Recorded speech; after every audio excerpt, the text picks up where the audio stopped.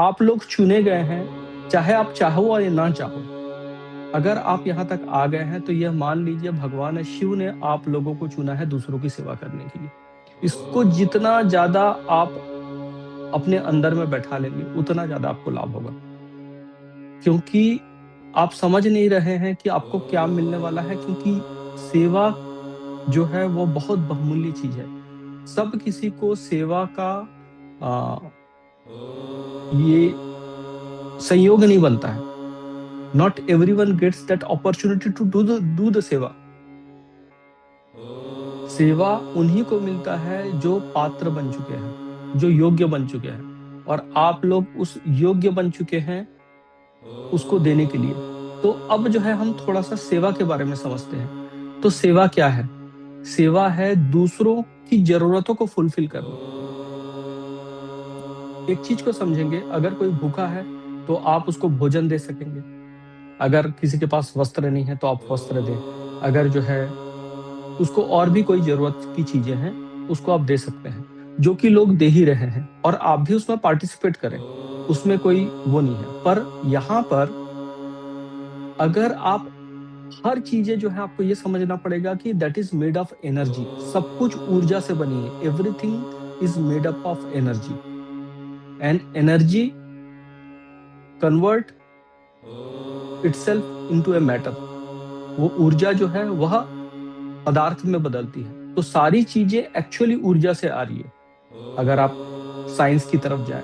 और सिद्ध परंपरा भी यही करती है। जो आप लोगों ने ये देखा होगा, जो योगी है, जो संत है, जो सिद्ध है, वो चमत्कार करते हैं, कुछ भी चीज मटेरियलाइज कर देते हैं। तो वो किस तरह से करते हैं? वो जो है they know the art of materialisation. वो ऊर्जा से जो है वो कुछ भी जो है मटेरियलाइज कर सकते हैं, हवा से मटेरियलाइज कर सकते हैं। बहुत सारे सिद्ध संत भारत के ये सब किए हैं पहले भी। तो वो किस तरह से कर रहे हैं? वो ऊर्जा से कर रहे हैं, because everything is made up of energy. तो अगर आप उस एनर्जी लेवल को हील कर पा रहे हैं तो आप सोचिए कि कितने हायर डायमेंशन से हील कर रहे हैं आप जो है उसको एज ए मैटर में हेल्प नहीं कर रहे हैं। मतलब कि अगर आप उसको भोजन दे रहे हैं तो वो क्या है? पदार्थ, उसकी जरूरतों की पूरा हो रही है, वो भी एक बहुत अच्छी सेवा है। पर अगर आप उसकी ऊर्जा को हील कर दे रहे हैं तो वो ऊर्जा से जो है वह खुद ही जो है वो सक्षम हो जाएगा भोजन को क्रिएट करने में। आप समझ रहे हैं? जैसे कि मैं एक थोड़ा सा एग्जांपल से समझाऊं कि अगर जो है किसी के भाग्य में कुछ ऑब्स्टेकल है, कि उसको धन का अभाव है, भोजन का अभाव है, अगर आप उसको हील कर रहे हैं, उसके उस कर्म को आप सहायक बन रहे हैं, और अगर जो है वो ब्लॉकेजेस हट गया तो वो एबंडेंस मनी फ्लो शुरू हो जाएगा, तो उसका भोजन की समस्या हल हो जाएगी।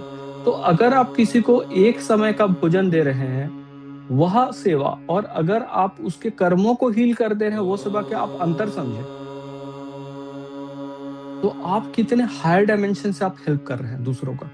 मतलब जो है वो परमानेंटली वो क्योर हो जाएगा, क्योंकि आप कर्मों को जलाने में हेल्प कर रहे हैं, जो कि सबसे हाईएस्ट डायमेंशन जो है ये हेल्प का है। कौन हेल्प कर सकता है कर्मों को जलाने में? गुरु के अतिरिक्त कोई नहीं कर सकता है। तो आप क्या प्ले कर रहे हो? जो गुरु हैं वह इसीलिए आपको चुने हैं कि आप सहायक बन गए हो, जो उनकी सेवा दूसरों तक पहुंचाने के लिए। तो आपके अंदर में क्या भाव होना चाहिए? निस्वार्थ सेवा का भाव। यह सबसे पहले हमको फाउंडेशन सेट करना पड़ेगा, निस्वार्थ सेवा। ठीक है? Selfless service.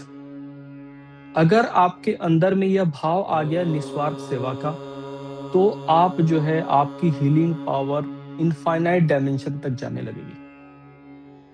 अब जो है यहाँ पर सेकंड चीज को समझते हैं। हम लोग सिर्फ सेवा के लिए ये नहीं कर रहे हैं, we are also doing for financial abundance, for our independency. तो अब आप मन में ये मत लाएं कि मैं जो है अगर एनर्जी एक्सचेंज चार्ज कर रहा हूं या कर रही हूं तो वह सेवा कैसे हुआ? वो सेवा ही हुआ।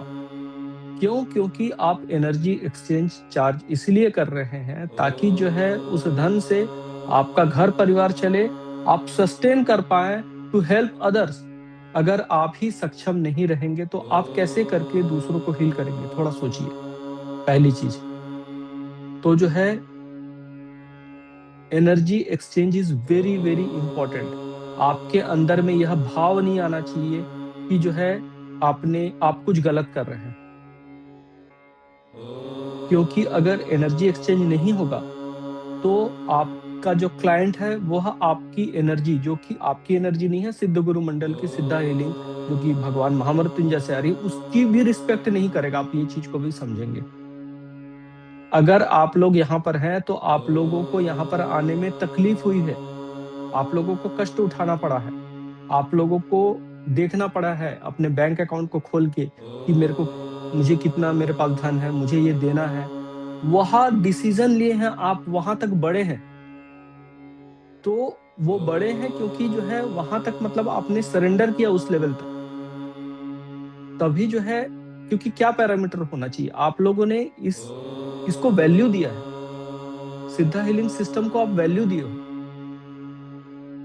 अगर जो है आप एनर्जी एक्सचेंज नहीं लेंगे तो वह आपकी एनर्जी को वैल्यू ही नहीं देगा, पहला चीज। और दूसरा चीज जो है, आप भी सस्टेन नहीं कर पाओगे। आप क्या चाहोगे कि जो है without energy exchange limited amount of बंदों को हील करो और बाद में उनका रिजल्ट भी ना आए उतना, कि आप एनर्जी एक्सचेंज भी लो और ज्यादा से ज्यादा लोगों को हेल्प करो और उनका रिजल्ट भी आए। हम यही चाहते हैं। तो जब आप एनर्जी एक्सचेंज लेंगे तो आगे वाला जो है बहुत अटेंटिवली बैठेगा, वह एनर्जी को रिस्पेक्ट करेगा, वो सरेंडरेंस के भाव से बैठेगा, समर्पण के भाव से बैठेगा, और वो ऊर्जा फिर काम भी करेगी। ठीक है। तो इसीलिए जो है एनर्जी एक्सचेंज बहुत ज्यादा इंपॉर्टेंट है, बहुत ज्यादा इंपॉर्टेंट है। तो ये चीज को आपको जो है हमेशा ध्यान में रखना है कि एनर्जी एक्सचेंज के लिए आपको कभी भी जो है हिचकना नहीं है, आपके अंदर में संकोच का भाव नहीं आना चाहिए। ठीक है। और वो जो है अगर किसी के भी अंदर में मनी ब्लॉकेजेस है तो वो हो सकता है आएगा, बट उसको भी आपको हील करना है। तो जो है 2 पिलर जो है मैंने इंपॉर्टेंट पिलर बता दिया। पहला क्या है? पहला है सेल्फलेस सर्विस। ठीक है। और दूसरा जो है आपका एनर्जी को रिस्पेक्ट करना। कैसे करके करेंगे? आप एनर्जी एक्सचेंज को लेके आप जो सिद्धा एनर्जी है उसका रिस्पेक्ट रखेंगे। तो ये चीज को आप ध्यान में रखें। अब अगर कोई ऐसी परिस्थिति है जो सच में नीडी है, जो सच में जो है आपको लगता है कि आपका परिचित हो सकता है, या आपको ये इंट्यूशन आ रहा है कि उसको हीलिंग देना है और उसमें वो क्षमता नहीं है, तो आप अपने इंट्यूशन के बेसिस में आप उसको विदाउट एनर्जी एक्सचेंज भी हील कर सकते हैं। But that should be case to case. आप सबको जो है ऐसा नहीं करेंगे। सेकेंडली, अगर जो है आपके कोई परिवार है, ठीक है, परिवार मतलब वेरी क्लोज, नॉट रिलेटिव्स, क्योंकि वहां पर अगर रिलेटिव्स को आप करना शुरू कर दें तो मुश्किलों पड़ जाएंगे। एनर्जी एक्सचेंज वहां पर भी ले आप, पर आपके क्लोज जो फैमिली मेंबर्स हैं, आपके बच्चे हो गए ना, आपके माता पिता हो गए, सास ससुर हो गए, जो भी क्लोज सर्कल में आएंगे, उनको आप विदाउट एनर्जी एक्सचेंज दे सकते हैं। पर अगर वहां पर भी अगर आपको लगता है कि वो रिस्पेक्ट नहीं कर रहे हैं तो आप ना दें। जो इस एनर्जी को रिस्पेक्ट नहीं कर रहा है वहां पर काम भी नहीं करेगा। उसको कैसे करके हील करेंगे, मैं आगे के सेशंस में भी और अच्छे से मैं बताऊंगा कि कैसे करके। अगर आपके बहुत क्लोज रिलेटिव है, फॉर एग्जांपल आपका हस्बैंड आपको रिस्पेक्ट नहीं कर रहा है, ठीक है, आपके बच्चे आपको रिस्पेक्ट नहीं कर रहे हैं, आपके इन लॉज आपको रिस्पेक्ट नहीं कर रहे हैं, या जो है जो पेरेंट्स हैं उसके बच्चे जो है बड़े हो गए हैं, शादी हो गई है, उनकी जो है डॉटर इन लॉ रिस्पेक्ट नहीं कर रही है, तो कैसे करके उसको वो सिचुएशन को हील करना है उसको भी समझेंगे। क्योंकि यहाँ पर से आप कुछ भी हील कर सकते हो, जो आपके मन में आ रहा है वो सब कुछ हील हो सकता है यहाँ से, और वो सारी टेक्निक्स को मैं बता दूंगा। और वो बहुत ईजी है। आप लोगों को लगेगा अरे यही टेक्निक था क्या, पर हाँ तब तक तो नहीं पता था ना, तो ये टेक्निक है, पर बहुत ईजी है। It's very very easy and very very simple. ठीक है। तो आप दो चीज को समझ लिए, निस्वार्थ सेवा, वेरी वेरी इंपॉर्टेंट। पहला चीज है निस्वार्थ सेवा, और आपको यह अंदर में भाव लाते रहना पड़ेगा अगर आप एज ए हीलर सक्सेसफुल बनना चाहते हैं। और 2 पॉइंट को आप जरूर लिख लेंगे आज, निस्वार्थ सेवा, और दूसरा जो है एक आपको जो है फाइनेंशियल अबंडेंस के लिए जो है आपको एनर्जी एक्सचेंज लेना पड़ेगा। वो आप तय करेंगे कि आप कितना लें, पर आपको लेना पड़ेगा उतना लें कि जिससे जो है आप सस्टेन कर पाए। और जिसको प्रोफेशनल हीलर बनना हो कितना भी चार्ज कर सकते हैं, इट्स अप टू देम कि वो क्या करना चाहते हैं। क्योंकि जो है जैसे जैसे आपके मन में सेवा का भाव आएगा, अपने आप हीलिंग एनर्जी काम करेगी। ठीक है, 2 चीज समझ में आ गया। थर्ड, आपको ये समझना है कि आपको कभी भी किसी से फेक प्रॉमिस नहीं करना है, या इस तरह से प्रॉमिस नहीं करने हैं कि आप ठीक हो जाओगे।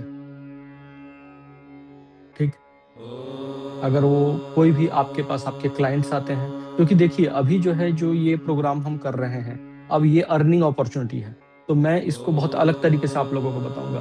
तो इससे पहले जो भी सेशंस हुआ था वो सब साधना से रिलेटेड था, तो यहाँ पर हम अर्निंग अपॉर्चुनिटी की बात करेंगे, किस तरह से बिजनेस को करेंगे ना। बिजनेस को सब कुछ हील कर सकते हैं, आप जो बोलेंगे सब कुछ हील कर सकते हैं, मैं सब कुछ आप लोगों को एक्सपर्ट बना दूंगा। आप लोगों का बिजनेस है, आप अपने बिजनेस को हील कर सकते हैं, दूसरे को बिजनेस को हील कर सकते हैं, आप सोच ही नहीं सकते हैं वो सब कर सकते हैं। मतलब आप बिल्कुल अलग डायमेंशन में आप लोगों को लेके चले जाऊंगा, और बिल्कुल एकदम निश्चिंत हो जाइए फाइनेंशियली कि आप नहीं कमा सकते हैं। सिंपल सा मैं एक ये बोल रहा हूं, अगर आपके क्लाइंट्स बहुत सारे आ रहे हैं जो कि बिजनेसमैन हैं, और अगर आप उनके बिजनेस को हील करने से उनकी बिजनेस ग्रो हो रहा है, and they are doing ethical business, तो ये अच्छी बात है कि बुरी बात है?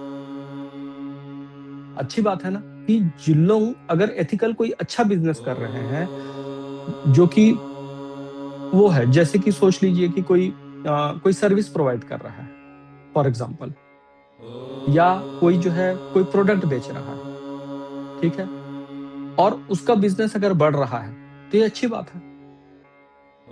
तो आप जो है उससे जो है ये कर सकते हैं एज ए पार्टनर कि मुझे जो है इतना परसेंटेज आप अपने रेवेन्यू का शेयर कर दीजिए, मैं आपको हील कर दूंगा। ऐसे ऐसे चीजें कर सकते हैं कि आप सोच नहीं सकते हैं। फाइनेंशियली जो है आप बहुत ग्रो कर जाएंगे, वो चीज को बिल्कुल निश्चिंत हो जाएंगे, फाइनेंशियली आप लोग बहुत ग्रो हो जाएंगे।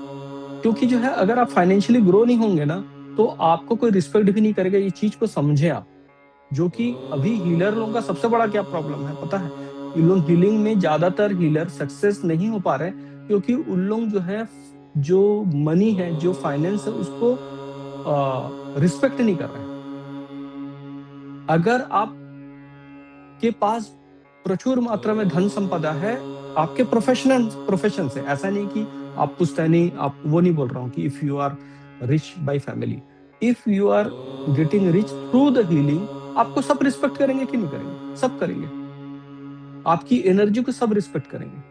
पर अगर जो है आप को कोई मतलब आप पैसा ही नहीं ले रहे हैं, और आप खुद पुअर्टी में हैं, आप खुद फाइनेंशियली अबंडेंट नहीं है, तो एज ए हीलर भी आपको कोई रिस्पेक्ट नहीं करेगा। तो आपको अपने सारे जो है मनी ब्लॉकेज, सब चीजों को हील करना है। ठीक है, ठीक है, तो हम लोग जो है 2 चीज के बारे में हम लोग ने डिस्कस कर लिया। अब जो है आगे इस चीज को हम समझेंगे कि कभी भी हमको फेक प्रोमिसेस नहीं करने हैं। कोई भी अगर आपके पास क्लाइंट आया, अगर वो यह समझ गया कि आपके अंदर में हीलिंग पोटेंशियल है और आप अच्छे से हील कर सकते हो, अगर वो बोले कि मैं आपको इतना दे दूंगा, आप इसको हील कर दो, तो कभी भी उससे ये प्रॉमिस ना कीजिए, या अगर आप खुद सामने से कभी भी ये प्रॉमिस नहीं करेंगे कि मैं आपको हील कर ही दूंगा। क्यों नहीं करेंगे? क्योंकि हीलिंग आप नहीं कर रहे हो, आप चैनल हो। आप प्रे करोगे, और वो शक्ति जो है डिसाइड करेगी कि कितनी लेवल की हीलिंग होनी है। देखिए इसमें कोई भी डाउट नहीं है कि असाध्य से असाध्य रोग भी महामृत्युंजय की कृपा से हील हो जाता है, इसमें कोई डाउट नहीं है। इसीलिए इसको क्या बोलते हैं कि जो मृत है उसे भी जीवन दान देता था। मतलब क्या, एक चीज को समझे, ये एक कथा के रूप में भी अगर देखें, पौराणिक कथा के रूप में, जिसमें भगवान शुक्राचार्य ने जब भगवान महामृत्युंजय को सिद्ध किया और संजीवनी की विद्या से उन्होंने जो सारे असुरों को जीवन दान दे देते थे, उसको हम इस तरह से समझे कि ये एक सिंबॉलिक चीज की तरह समझे कि किस तरह से चमत्कारिक रूप से ये काम करता है। मतलब जो मृत है, जो कि that is not possible, but because of this संजीवनी शक्ति इट इज पॉसिबल नाउ। मतलब कि यह चमत्कारिक रूप से काम करता है, यह आप लोगों को बताया जा रहा है। तो अगर यह किसी को पता चले, तो आपके पास अगर कोई आए और इस तरह से बोले कि मैं आपको इतना धन दे रहा हूँ, ये दे रहा हूँ, तो आप जो है सो कर दो, तो आप कभी भी उस चीज का प्रॉमिस नहीं करोगे। आप हमेशा यह बोलोगे कि मैं प्रयास करूंगा, मैं प्रार्थना करूंगा आपके लिए। क्यों? क्योंकि जो हीलिंग होती है वह सिर्फ आपकी हीलिंग एनर्जी के माध्यम से नहीं होती है। जो हीलर के अलावा जो उसके सामने जो हीलिंग लेने वाला बैठा है, उसके ऊपर भी डिपेंड करता है। क्योंकि जब हीलिंग एग्जैक्टली क्या कर रहा है, वो उसके कर्मों को काटने की कोशिश कर रहा है। मतलब जो वो ऐसे कोई पास्ट लाइफ में या इस लाइफ में ऐसे कोई घटनाएं, क्रम जो कि उस किया था, जिससे वो नेगेटिव एनर्जी एक्युमुलेट करके रखा है, वो रिलीज होगा। तो रिलीज कौन करेगा? माँ भगवती संजीवनी शक्ति उसको रिलीज करेगी। पर जो बैठा हुआ है उसको भी तो छोड़ना पड़ेगा ना, उसको भी तो रिलीज करना पड़ेगा। अगर वो रिलीज ही नहीं कर रहा है, if that client is not ready to release, then how she will और he will be cured? It is not possible. और वो रिलीज क्यों नहीं कर रहा है? क्यों? क्योंकि जो है वो पकड़ा हुआ है, वो सारे दुखों को, दर्द को वो फॉरगिव नहीं करना चाह रहा है, वो रियलिटी को एक्सेप्ट नहीं करना चाह रहा है। एक बार जो है, मैं आपको छोटा सा एक पहले भी शायद बताया हूँ, अभी दोबारा बताता हूँ। एक समय की बात है, पहले बहुत पहले की समय की बात है, जिसमें बाबा जी जो है हील किया करते थे। तो बाबा जी के पास जो है एक महिला को लाया गया, वो चल नहीं पाती थी, उनको कैंसर हो गया था ना, 3rd स्टेज था उस समय, काफी मतलब बहुत ही डेंजरस कंडीशन में था। तो उस समय जो है जब उनको लाया जाता था और वहां पर बैठा दिया जाता था, वो महिला का उतना मन नहीं था, पर उनके जो बच्चे थे वो बाबा जी को बहुत मानते थे और वो लाके बैठाते थे। 3 दिन हो गया, चौथे दिन जो है बाबा जी के पास जो है, मतलब बाबा जी को ये आभास हुआ, बाबा जी को ये इंट्यूशन हुआ कि भगवान शिव बोले कि आज जो है तुम्हारे एक साधक में से किसी का दुख को मैं हर लूंगा। जिसको भी तुम चाहते हो उसका दुख मैं आज लेके चले जाऊंगा, उसकी सारी कष्टों को लेके चले जाऊंगा, उसकी सारी पीड़ाओं को लेके चले जाऊंगा। तो बाबा जी ने देखा पूरे साधकों में वो जो एक माँ बैठी थी, अम्मा बैठी थी, जिसका एज काफी ज्यादा हो गया था। तो बोले कि ये बहुत कष्ट में है, इसे लाओ। तो उसे जो है बाबा जी के पास लाया गया। तो बाबा जी बोले, अम्मा आज मैं तेरे लिए प्रार्थना करूंगा। भगवान शिव स्वयं ये वचन दिया है कि आज ये सारे दुखों को वो हर लेंगे। तो अम्मा बोली, खुश हो गई अम्मा, बोले ठीक है ठीक है, बोले चलो सीधे बैठ जाओ। और बाबा जी फिर प्रार्थना करना शुरू कर दिए। और देखते हैं कि संजीवनी शक्ति की अपार शक्ति आ रही है और वो अम्मा के सर पे से जाके वापस चली जा रही है। तो बाबा जी भी परेशान। तो 3 बार ऐसा हो गया। चौथी बार जो है बाबा जी ने बोला, अम्मा आप जो है ऊर्जा को स्वीकार नहीं कर रहे हैं, आप जो है, आपको क्या तकलीफ है? तो बोली कि देख बेटा, मेरे 3 बेटे हैं, उन तीनों बहुत अच्छे हैं और हमारा जो है हम लोग बहुत पैसे वाले हैं। हमारे मेरे जो पति हैं, जो कि उनका स्वर्गवास हो गया, उनका निधन हो गया है, वो बहुत बड़ा बिजनेस एम्पायर खड़ा किए थे, तो अभी मेरे तीनों बेटे संभाल रहे हैं। पर जब से उनकी शादी की हूँ, ये बहू जो है, तीनों बहू बहुत परेशान है, मेरा ध्यान नहीं रखते हैं, मेरे बेटे को मुझसे छीन लिए हैं। तो मैं उनके ऊपर बहुत क्रोधित हूँ और मैं जो है बहुत परेशान हूँ उनको, और मैं उनको कभी क्षमा नहीं करूंगा। तो बाबा जी बोले, नहीं अम्मा, अगर आपको इस कैंसर जैसे जो है, जो उससे रोग से निकलना है, तो तुमको क्षमा करना पड़ेगा। तो बोलो कि आप क्षमा कर दो, अपने को ठीक करने के लिए क्षमा कर दो। तो बोले प्रार्थना करो कि मैं क्षमा करती हूँ। तो बोले हाँ, मम्मा बोली हाँ ठीक है, मैं क्षमा करती हूँ, अपने बहू को क्षमा करती हूँ। और बाबा जी प्रार्थना करने लगे, तो फिर से वो ऊर्जा, संजीवनी शक्ति आई, फिर से वापस चली जाती है। बाबा जी फिर परेशान, फिर बोले कि ये अम्मा कुछ तो गड़बड़ कर रही है, तो इसको कुछ और तरीके से बोला जाए। तो बोले कि अम्मा एक काम करो, आप ये बोलो कि आप प्रार्थना करो भगवान शिव से कि तीनों बहुएं स्वस्थ रहें, सुखी रहें, संपन्न रहें, ये प्रार्थना करो। तो खड़ी हो गई। तो बोले क्या बोला, तू बाबा है कि दुष्ट है? मैं उन बहुओं को कभी माफ नहीं करूंगी, मैं मर जाऊंगी पर उनको कभी नहीं माफ करूंगी, करके लंगड़ाते लंगड़ाते चली गई। तो आप समझ रहे हैं कि आप जिसके लिए प्रे कर रहे हैं वो खुद भी रेडी होना चाहिए। वो उतना ही हील हो पाएगा जितना वो रिलीज कर पाएगा। That is not in your hand, क्योंकि प्रकृति सबको फ्री विल देके रखी है। कर्मा, लॉ ऑफ कर्मा है सिद्धांत, it is a law of, आपको जो है फ्री विल देता है। आपके पास चॉइस है कि आप मुक्त होना चाहते हैं कि नहीं होना चाहते हैं। ठीक है, तो आप जितना जो है फॉरगिव करेंगे, जितना एक्सेप्ट करेंगे, उतना ही तो हो पाएंगे। तो ये संजीवनी शक्ति क्या करती है, वो जो है एक प्रेशर क्रिएट करती है रिलीज होने का, और वो सारे इमोशंस जो है धीरे धीरे धीरे धीरे बाहर निकलना शुरू हो जाते हैं। और सबकी जो है लेवल अलग अलग होती है। कोई ज्यादा अमाउंट ऑफ, कोई ज्यादा सरेंडर स्टेट में रहता है तो ज्यादा रिलीज कर देगा, और वो ज्यादा जो है उस प्रॉब्लम से निकल जाएगा। कई लोगों को मल्टीपल हीलिंग सेशंस की जरूरत पड़ती है, और मल्टीपल हीलिंग सेशन में धीरे धीरे धीरे वो आपके ऊपर बिलीव करने लगता है क्लाइंट। उसको समझ में आ जाता है कि नहीं, ये हीलर वेल विशर है, और वो जो है धीरे धीरे क्योर हो जाता है। ठीक है, तो हम लोग क्या समझ गए कि पहला चीज कि हम लोग को जो है सेल्फलेस सर्विस करना है, निस्वार्थ भाव से सेवा करना है। हमको जो है इंडिपेंडेंट होना है, फाइनेंशियल इंडिपेंडेंट होना है हमको, क्योंकि आप अगर फाइनेंशियल इंडिपेंडेंट नहीं होगे तो आपका सेल्फ रिस्पेक्ट भी नहीं रहेगा आपके समाज में, परिवार में। तो वो चीज हो गया। तीसरा चीज क्या है कि आप जो है किसी को भी प्रॉमिस नहीं करेंगे इस तरह से। ठीक है, और फाइनल चौथा चीज वो क्या है? चौथा चीज है कि आप